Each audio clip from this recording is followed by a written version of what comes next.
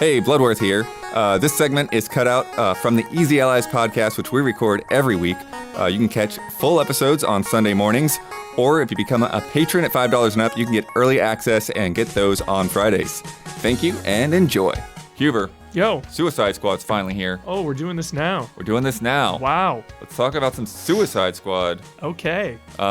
You've gotten a good ways into it. I've only gotten through the intro, basically. Yeah, I'm at the end of this game right now. The end? Yeah. Is it short? Pretty short. Pretty short. That's interesting. But I assume, I assume there's in the end game, which will be like the bulk of the game. But then, wow, there's a lot to unpack in this game. Holy shit. Okay. Well, since I'm kind of early on, let me talk about some of the early stuff. Because it's like the story I'm enjoying. Yes. And the characters and all of that. But there is a lot of freaking story. Yeah. In the beginning of this game. Quite a bit. Like, I literally, I put probably 2 or 3 hours in last night. Mm-hmm. And I'm just now getting to the point where it's like, here are your skill trees. And so much of my time was just watching cutscenes or interacting with things where people are going to talk and all of this stuff. And I'm just it's so weird to me, Huber, because it's again, that single player, multiplayer thing. Because it's is this really a multiplayer game, or is it a single player game that you then go back to replay with your buddies? Exactly. There is so much story and banter between the characters and audio logs. I would recommend playing this game for single player. I did the same thing with Diablo 4, you go through the campaign solo because then you can take knees, you can listen to, optional dialogue and find collectibles and really read those. Because following this story with multiple people chattering would just be way harder. Yeah. So, and even the campaign itself feels like it's just trying to get you to the end game. You'll do side quests and it's okay, you can craft now, or okay, now you've unlocked this vendor. Right. So you're just doing things to get to the end game. This game does a lot of things really well and a lot of things really poorly. Yeah. I mean, it looks really great. Yeah, it really is runs a mix. really well so far. It really is a mixed bag, and it's a very polarizing game for sure. I mean, people. It feels like that people were excited to talk shit on this game, I haven't seen in a while. Right. There was a fervor and an excitement for people to just rip into Suicide Squad, and some of that's valid for sure. Let's just dive into the combat. I'm not fully sold on the combat. Right. Because so many of these friggin' encounters, I love talking about combat because there's so much to it. It's more than just simple mechanics. It's context. It's level design. It's enemy design. Right. It's story beats. And so many of these encounters, you're just fighting purple glowing monsters on really small rooftops. That is 90% of this game. And it's just... it gets tiring. It gets exhausting. You'll knock an enemy off the roof and it's okay, now I have to go and find, they're down there and let me get a shot on them, or zip all the way around to get them and then zip all the way back. It's just annoying. There are some really annoying combat moments where I'm just this is not fun. And then at the same time, there'll be some sniper somewhere targeting you, or a helicopter or something. Yeah, for sure. I will say, from when I first streamed to where I am now, I'm way more comfortable. This game has a lot of controls, a lot of mechanics. Yeah. But that also is conflicting, because on the other side, it's there some of these moves you unlock, or some of the traits and some of the weapons have so much text. It is insane. Right. Unlock 20% affliction damage when you jump 5 times and you're 10 meters away from 3 enemies that have 50% less health. It's why do you need to be that complicated? Right. It's insane. Huber, no joke, when because like I said, I got to that skills screen. I basically just got everyone's costumes finally. Yeah. And that's basically where I ended, is right when we step out of them setting up base in the Hall of Heroes or whatever it's called, Hall of Justice. Yeah. And then that's when they show you like the skill tree. Yeah. And I'm like, this is Borderlands. Yeah. This is really actually Borderlands. The way these skill trees like are set up Yeah, it's and got the some side by shades of that. side, For sure. it really looks like the same structure. And like I don't know like, how you get down into them, Yeah. but they really feel very similar in those regards. Yeah. But yeah, Traversal feels amazing. yeah, I will traversal say. is great. It actually does feel very different for each character. It does. They all have their own little quirks. Traversal is absolutely one of the highlights of this game. Captain Boomerang and Deadshot feel so fun to zip around with. King Shark has like really awesome leaps and stuff, which is really cool. And Harley is definitely the trickiest to use. Because she uses like Batman's grapple, but she can't glide like Batman could in Arkham City Onward. So you get like, you can do like a grapple on the drone and then another grapple. But after like 2, the cooldown is so long that you'll need to find a launch point to like use your other like launch. Yeah. And that'll reset it. So there are some times if there are not a lot of buildings around where you're like, I'm going to fall to the ground and start over. But I've definitely gotten a lot better with her mobility. I just don't think it's as fun as like Captain Boomerang's so fun and Deadshot's so fun. But I'm sure everyone will have their favorite to use. But Captain Boomerang feels really cool. Yeah. Yeah. Who did you start off with? This is what I like, Bloodworth. Yeah. It encourages you to use everybody. Yeah. In a really fun way. If you play on higher difficulties, you get more XP and resources, which is cool.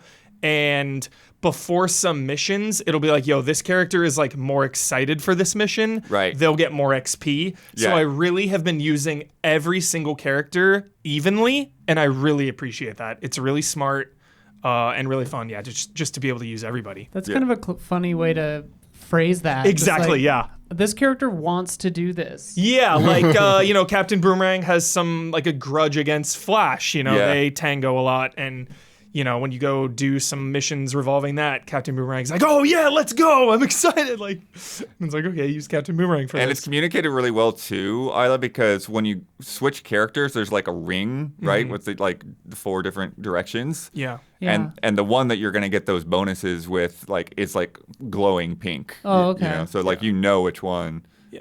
that you're gonna be more in tune with for that mission. Yeah. But before you get to that point, before you can swap, like the opening section, like you do have to make a choice for the first hour or so. Yeah, yeah. Which I went with King Shark, and it was great because it's like his commentary is so good. Yeah.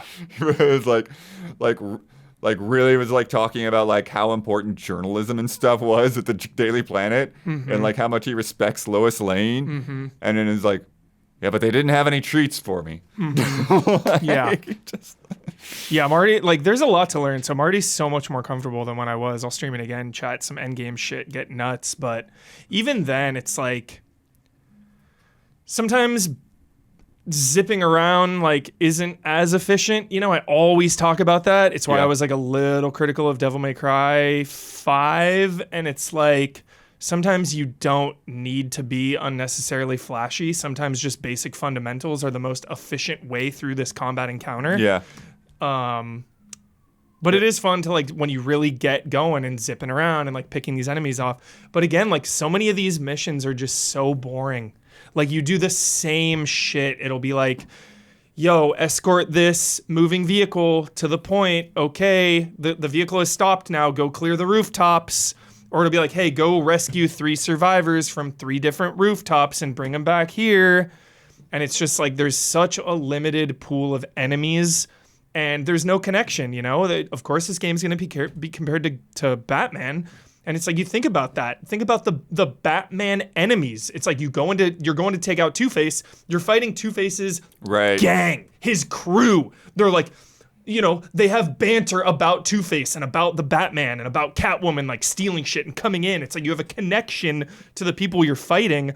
Whereas this is just like numbers, lifeless enemies, numbers. It's like And the stealth elements of Batman allow you to kind of like, hang back and eavesdrop on people and everything. And here, I can imagine, like, there's none of that with these goons, at least that I've seen. Yeah, there's no connection to these goons whatsoever. I will say the squad themselves has really endured them to me. I am so into all of them, even when they have really crude humor like you would probably expect from the Suicide Squad. There are some, pretty blue jokes in there. They still land because the VO is amazing, the acting, like the visuals, you can really see their facial expressions. Like the crew and the story and the banter is definitely a highlight. And there's a lot of Kevin Conroy.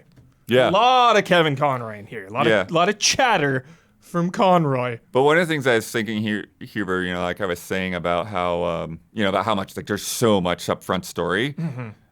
Similarly, one part that I really like that's in the beginning is there's sort of like this Batman museum. Yeah. Where it, like, recaps Incredible. the Arkham trilogy plus Incredible. what happened afterwards. Yeah. But there are also all of these Barely. buttons for, like, every villain. Yeah. And I was like, some of them they'll like, the squad will give their own commentary on, but a lot of them are just like basic stuff about those characters. And it's just like, again, that was a part where it's like, okay, you didn't really need to have all these buttons. It just kind of bogs things down a bit. Like if it was a little bit more, like I like it. Yeah. But imagine that with 4 people all pushing different buttons. Right. It's like chaos. Exactly. Yeah. Yeah. Like it's better to have just like focused on those big points you want people to hit, because those are fun little like animated things with cardboard cutouts and all of that. Yeah.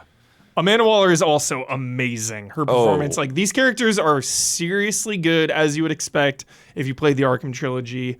I'm stoked about it. Yeah, her interaction with Wonder Woman, like right off the bat, yeah. Yeah, I mean, the way it connects everything, it might like devalue the Arkham trilogy a little bit because that was so focused and tight and incredible. Whereas this, this kind of has like a Metal Gear Solid Revengeance situation here, Damiani. Just I was waiting for a response. Yeah, what are you thinking? From what we're talking about so far, Damiani? I mean, I don't mean to like rain on the parade, but like everything about this game looks like horrible to me. I have like no interest in this game. Yeah. From the moment everything they've shown about this game, I'm happy to hear the performances like are good and like the stuff about like the story. Yeah. I think for a lot of people that's like the silver lining. It's like, hey, at least I'm getting this good narrative. I'm getting these good performances. I can at least enjoy that. And when it sounds like even when I don't get through that, it's not too terribly long of a time investment. So it's like jump in, get out, had a good time, and like it's not going to keep you coming back for seconds. Yeah, I don't know how this game is going to have legs, honestly. Like, okay, we're getting new characters and stuff, but like, am I really going to want to grind these new characters if the combat itself is just not that satisfying? Right. Like, the combat just, like, I've unlocked more stuff and, like, more moves. Like, you have your ultimate ability, kind of, and your other, like, melee ability. But it's like, yo, I was already down on the combat from the jump, and now that I've put, like, 10, 15 hours in, it's like, dude, the combat's just getting worse because it's the same damn thing over and over, and it's just like now there's more annoying enemy types and like more annoying objectives, like, oh, these enemies can only be damaged if you do this, and it's like it's just not fun. And even the guns like have they don't have the best feedback. The melee doesn't have the best feedback. Though, is and hopefully I can pick it up in the story at some point, but like when they first give you King Shark, that minigun, the minigun's cool. The way that thing feels on the DualSense is pretty nuts. Yeah, the DualSense stuff is good. That stuff doesn't excite. But then once you get into like the main game, like you don't have that gun, so you have a slower minigun that's like not quite the same. Yeah. So yeah, the end game will be obviously different opinions. Like that's a huge part of this game, but. Which is interesting because stories. That's the kind of thing I'm not even personally interested in. So it's like, how much am I even going to get out of multiplayer? Because I don't necessarily want to do multiplayer. I definitely want to do my first run through. But I don't know how much I want to play multiplayer after that. This is just like this weird dynamic of these two things back to back. Join the Easy Allies clan if you're watching this. I think at best it's just okay, really. I know there's like the hardest takes out there, the most aggressive, vitriolic, like FU die takes, and then there's also the other side, the toxic positivity of like, oh, you're all just babies, you all just wanted Arkham. Like, no, I think it's actually nuanced, and it's somewhere in the middle where like some of this game is really good, like the traversal and the story and the characters, like we were saying. But the combat just isn't great. Like maybe if you get 4 people all really going. Right. But even like with the addition of afflictions, there's like different afflictions. So it'll be like, okay, you can freeze enemies. These afflictions like sound cool in theory, but this stuff never excites me where it's like, you can freeze enemies.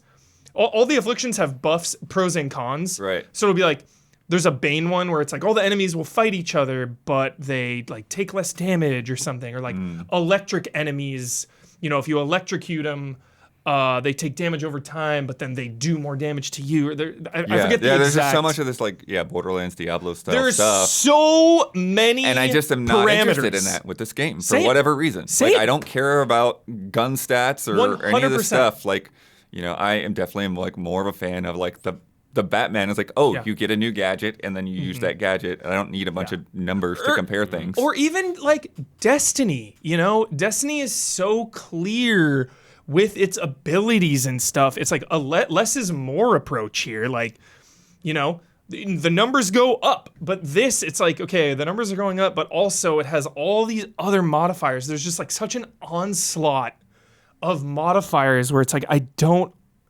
I'm not compelled to take the time to really dive in. Like, obviously I have a little bit, but it's like, okay, now I can, like, it's still at the end of the day, it just comes down to shoot him in the legs, melee him. Shoot him in the legs, melee, get your combo up, and just keep shooting. Like counter shot. Ouch! I'm still not feeling the counter shot thing. Really, it's kind of a weird. I like it. I don't know. It's like a ranged just mechanically, counter. it just feels a little weird with the button assignments. Yeah, like the distance that it works, and like the AOE of how it works. Like sometimes I'll hit him like way far away and it'll work, but then it won't. Yeah, this game it's rough. I'm trying to find the positives just with the story and everything. Like, it is really cool, but I don't see myself sticking around very long. Yeah. So maybe not the train wreck that we all thought it would be, but definitely not great. How about... Maybe I'm swimming. We'll see the end game. The How end game about- will decide if I'm swimming or if I sink all the way to the bottom. I know it's a little early to say this, but how about Avengers? The comparison to this versus Avengers. Because Avengers, everyone was talking about how good the campaign was. Yeah. And then, I honestly think this campaign might be stronger just because I like the DC characters a lot. Like there's a lot of DC characters popping up, whereas the Avengers campaign was like a little more focused on like MODOK and Kamala, and they all the Marvel stuff didn't pop up as much as the DC stuff's popping up in this. But yeah, I liked that campaign too. But that had the same problem where you're just fighting lifeless AIM robots. Like, now we're just fighting purple glowy things. So, yeah. We'll see how the end game goes, Blood. okay. Yeah. We'll check in with you after you're done. Yeah. Oh, and that's another thing. That actually really lowered it quite a bit. I'm not going to talk about it because spoilers. But, like, we could have risen to, like, a solid swimming in sevens. Like, yo, we're swimming. The boss fights. Oh. No. Okay. No. Haven't gotten to any yet, but okay. No. Nope. This ain't it. This ain't it. Nope.